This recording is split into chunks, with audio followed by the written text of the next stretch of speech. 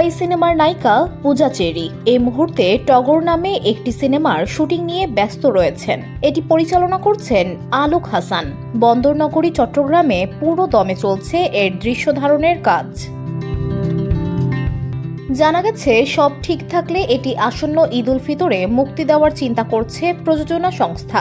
Cinema নিয়ে ঈদ মিছিলে যোগ দিতে পূজাও তাই নিজের সর্বোচ্চ দিয়ে কাজ করে যাচ্ছেন।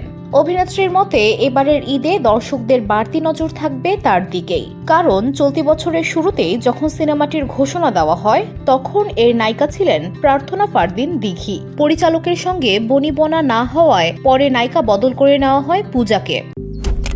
মালয়েশিয়ান প্রযুক্তিতে তৈরি অত্যাধুনিক cleaning machine modern vacuum cleaner যে কোনো ধরনের ধুলো ময়লাকে পরিষ্কার করে ঘরকে করে তুলুন চকচকে ও আকর্ষণীয়। Modem, brand of luxury. তাই দিঘির জায়গায় পূজা কেমন কাজ করেছেন এটা দেখতেই দর্শকের বাড়তি নজর থাকবে বলে নির্মাতার বিশ্বাস।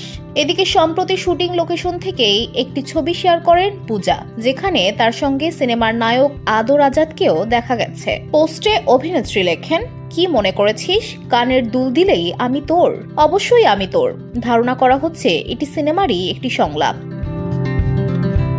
এছাড়া সিনেমা প্রসঙ্গে পূজা বলেন, আলোক হাসান ও আদর আজাদের সঙ্গে এর আগেও কাজ করেছি, তবে টগর আমার জন্য একটি বিশেষ প্রজেক্ট। এখানে চট্টগ্রামের ঐতিহ্যবাহী স্থানগুলোকে দেখানো হচ্ছে, যা দর্শকদের কাছে ভিন্ন ধরনের অভিজ্ঞতা নিয়ে আসবে।